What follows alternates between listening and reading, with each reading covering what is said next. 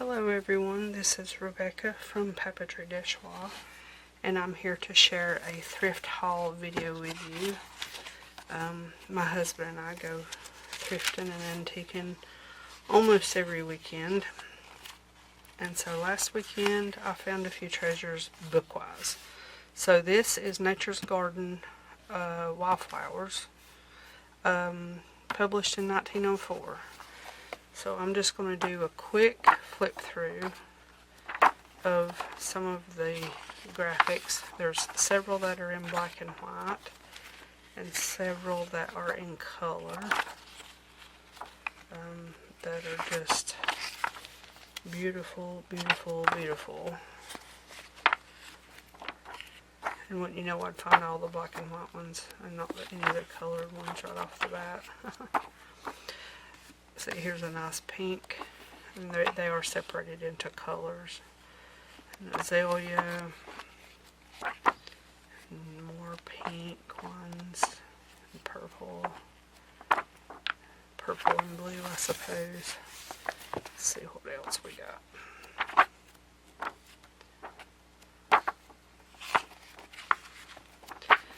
So, I did a little bit of research, and there's 9 of these in the series, and where I got these, they had 5. I got 2 of them.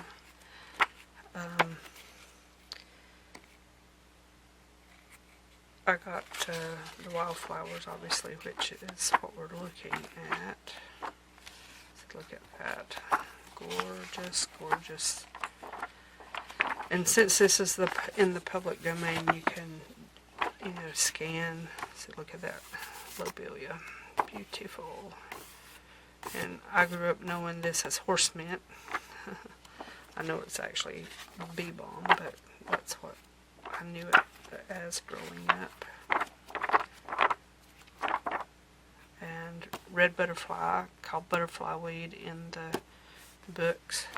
I grew up in the mountains of western North Carolina, so I'm a mountain girl. Okay, the other one that I got is the Butterfly book, also published in 1904. And the beginning of it is all about the caterpillar element. But when you get over in the little ways, you've got all of these gorgeous, gorgeous pictures of butterflies of all kinds and shapes and sizes and colors, and I didn't know there were so many brown butterflies. But then you've got butterflies that you don't really see in the commercial aspect of butterflies in journal making. Usually they're blue or blue and black, and so this offers a little bit more realism, I suppose. You see a few of these sometimes, but I just no, I would not cut this book up. It's in the public domain, so I would scan these pages and then create the files and print them and fussy cut them, or also make digital stamps from them. Okay, so that is the Butterfly book. And then this is Banners, Ribbons, and Scrolls, 503 copyright-free designs. I picked this up at an antique store, a different one than the other books. And don't you just love this page right here? So these are all public domain. You can download them from almost any library or museum that has the book that has these in. And so, yeah, numbers, dollars, pounds, and all kinds of various insignias and ornaments and banners. Just beautiful, beautiful, beautiful. So all kinds of good stuff there. I hear the train. It's about that time of night, I suppose. Okay, this one, Floral Spot Illustrations, copyright-free designs. It doesn't tell how many that there are, at least that I've been able to see.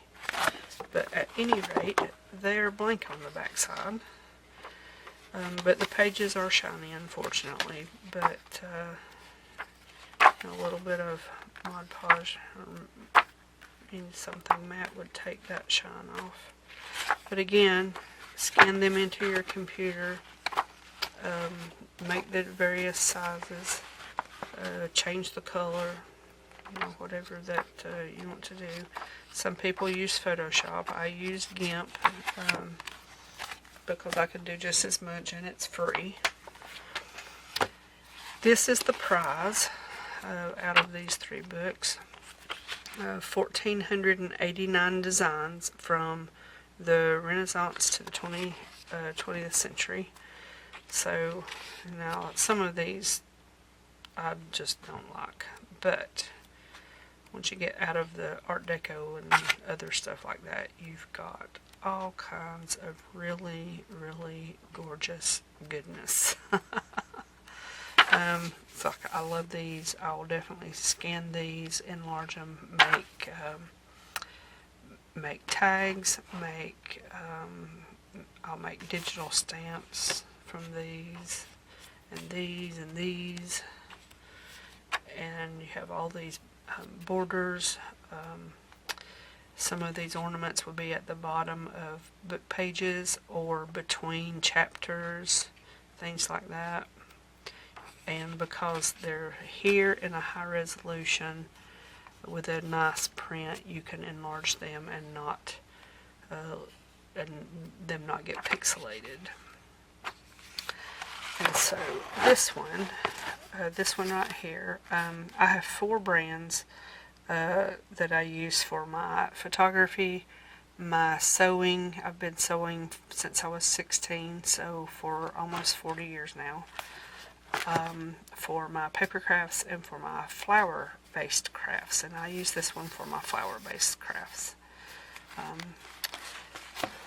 And all of my logos I made from images out of the public domain, and these black and white graphics, and just put my name on them and made them my own. And that's the wonderful thing about things in the public domain. You see it all over, but everyone's free to use it ever how they want to use it. Alrighty, so that's that one. Now the next one is a little book from an antique store where the man who was selling these were selling them for $4 a piece when I was there last year. But back in the fall he was selling them for $1 a piece, and I loaded up. And so I was expecting to find a whole bunch when I went back this time. It's because this is like 2 hours away. And he had 12. He had 4 bookshelves, 30 inches wide and 6 feet tall, packed to the gills with these little books. I got this book for this image right here. And so yeah, I got 2 books this time around was all I got. And then this is a really beautiful image. And this is a price sheet from, I suppose, when all of this was going to be, I don't know, put up for auction or whatever it was for a painting sale. May 6, 1992. So that's got a little age on it. My youngest daughter was 1 year old. Okay, I wanted to show you something here.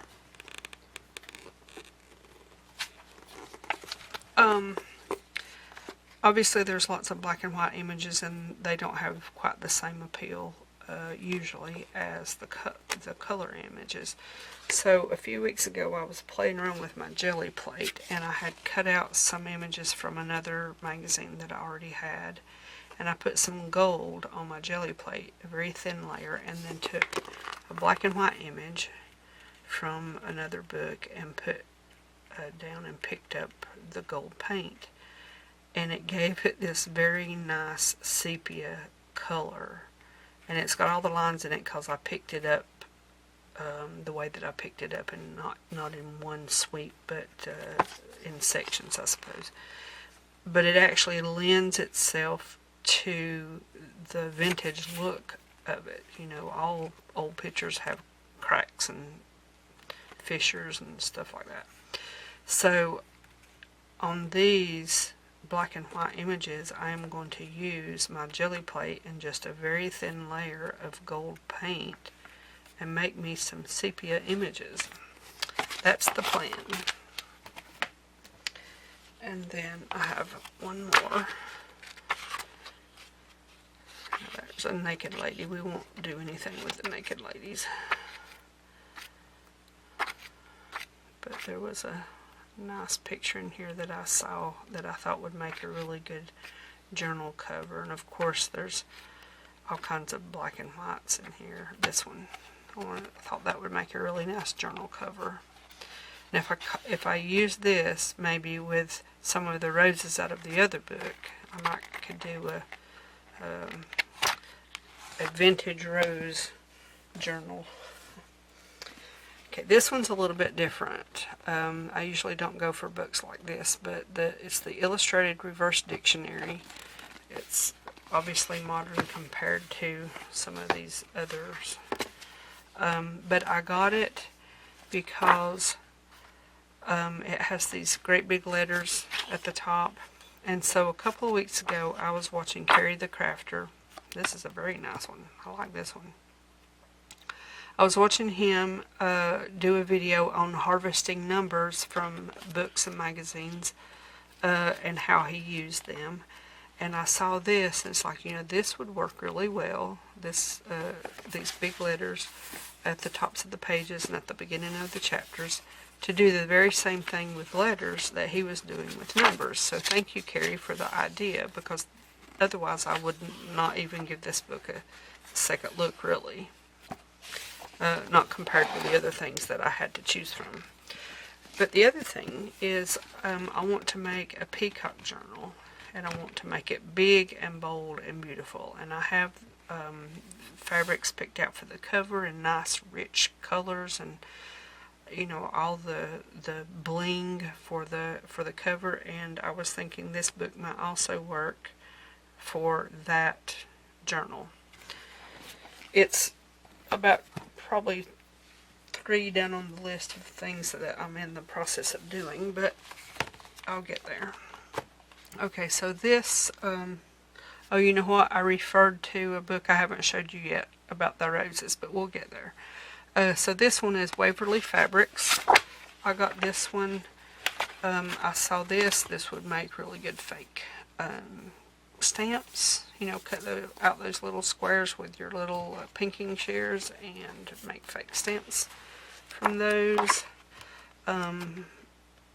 Another video from Carrie that I have searched for it but haven't found it yet, where he talks about harvesting like magazine pages and cutting them down and losing the huge picture, but then having the individual backgrounds and how well they work. And so I was looking at this and thinking, you know, if you were doing a journal that had a cottagey feel or somewhat country even, some of this, I mean, I would never have that in my house. No offense to anyone who would, it's just not me.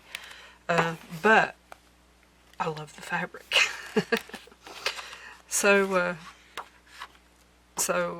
now this, I love this fabric. I love it. Don't know that I'd have it in my walls, and I would never pair it with checks, but we won't even go there. I have a degree in fashion marketing and merchandising, and so I have to get past myself and what my own taste is when I look at pictures like this, and I'm thinking, yeah, the colors are pretty, the fabrics are pretty, but I would never put that stuff together. But anyway, it works. because somebody with a education and an eye for design put all this together in order just to make this book.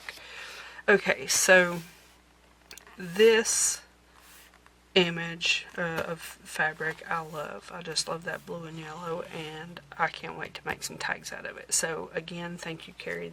This one sold me more than any of the rest of them. But anyway, I'm just going to quickly flip on through here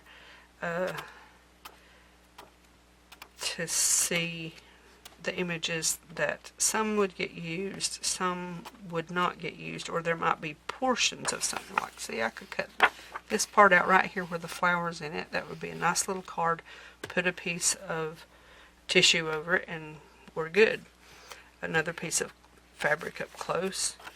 In fact, I have some fabric stored under my bed that looks almost identical to that. I have a lot of Waverly fabric. I do have more fabric than I have paper. Just don't tell my husband that. No. He fully supports everything I do. And if I say I want something, within a day or two, he comes dragging something in. For my photography, I love doing textures, just to give you an example.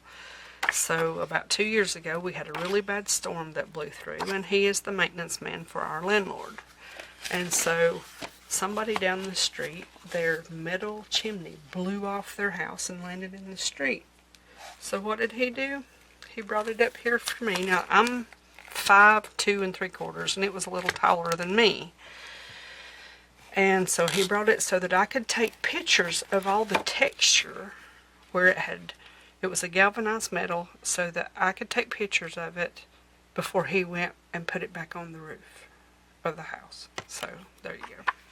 So this one is all roses, and this is the book I referred to a minute ago, because this is like the second or third time I've done this video, and I keep something keeps interrupting. So hopefully I can make it to the end.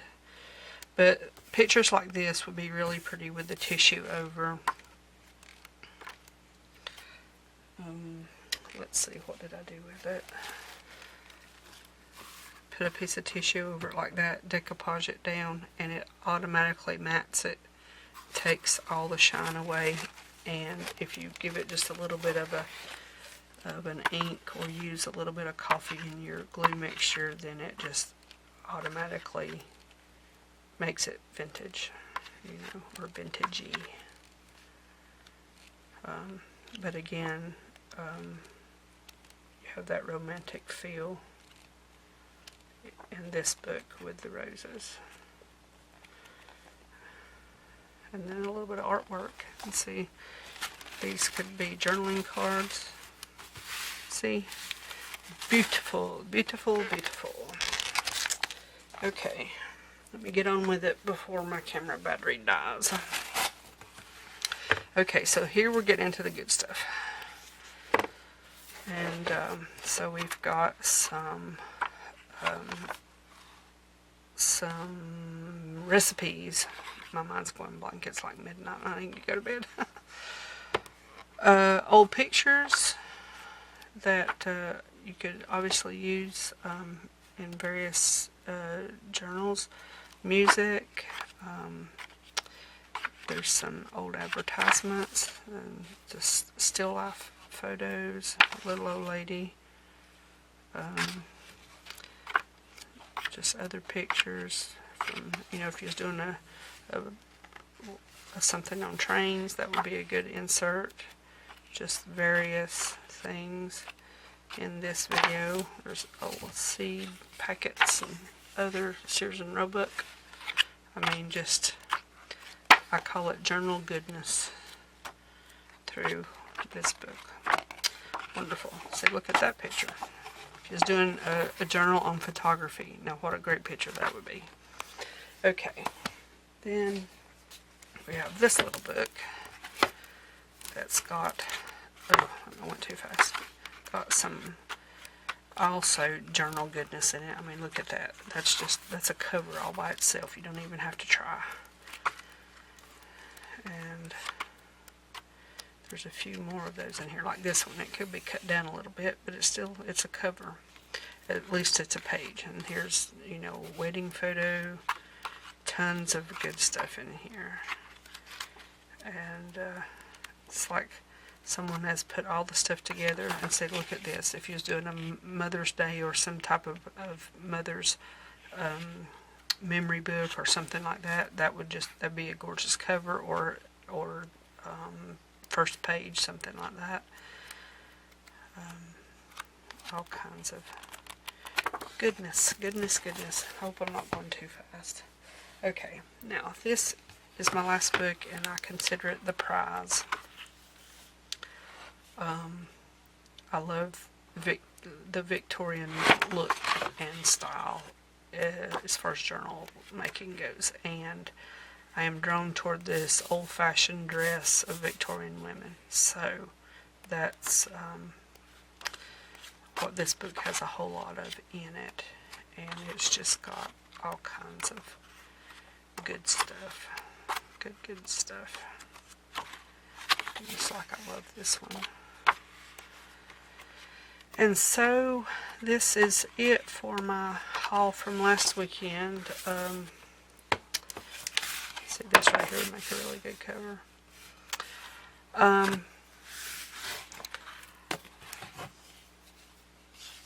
I have so much more stuff that I have gotten between last weekend and this weekend that I'd like to share with everyone. I have so much stuff that I've given away to my daughter in Indiana. I mailed her a box that she got today in the mail. It weighed 21 pounds of just craft stuff. It's the 6th box I have sent her in 6 months of crafting stuff, and I can't even tell that I put a dent in stuff. Hopefully my camera don't run out. I'll give a really quick why things are the way they are in that sense. In 2018, my husband and I were in a fire.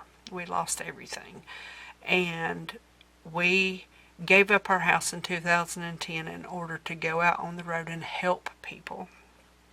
And so we lived with the homeless for 7 years.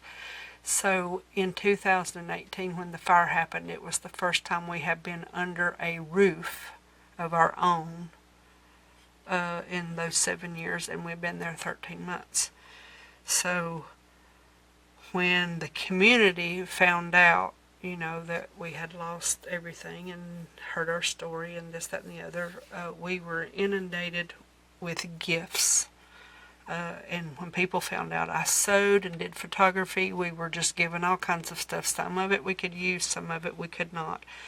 But we obviously had to go through it. I had already started making journals. I've been making journals for about 2 years at that time. And so I had stuff that I could use, and I started putting up. I bought my sewing machine back. I'd had a brand new sewing machine. I'd had it 3.5 months when the fire happened, and so it was wonderful in the sense that we saw how the community came together to support us in a town that we had only been in for barely over a year and a half maybe. But it also started us collecting things that we never really would have collected otherwise. Like right now we have a huge collection of antique cameras. I have antique bottles. I have the antique pictures. And so we live in a very small house, and I've got to get rid of stuff that I'm not going to use. So I've been refining and defining, I'll put it that way, the type of crafts that I want to do, and also the genres within those crafts. Like right now, I don't sew anymore commercially. I just sew for my grandkids. I have 6 grandkids, 3 boys and 3 girls. Or for my daughters. I have 2 daughters. And so I really only sew that way now. But I make other stuff that I never would have made in my earlier years. Anyway, I know I'm rambling on now. So basically, I have a lot of stuff, and I want to get rid of some of it. And I don't want to sell it to make money on it, because that's not what I'm about. But I wouldn't mind being reimbursed for the money that I've put out, seeing that crafting is my only source of income right now other than my husband's job. So I'll leave that there. I have an online store, and I will be posting stuff. I'm going to begin to do videos of the things that I have for sale. One thing that I do is I buy a lot of lace clothing or other types of fabric and cut it up because lace is expensive. And you can find lace in clothing from the thrift stores. You're helping the thrift store out. If you get it from the right racks, it's stuff that they were going to toss anyway. And having been an assistant manager at a thrift store for a few years, I know how it works on the other side. So I see that as a way of helping out all the way around. And what I'm not going to use myself, I'm going to package and put up for sale. I hadn't planned on saying all that, but there it is, and I'll leave it there. Thank you everyone for watching, and I will see you next time.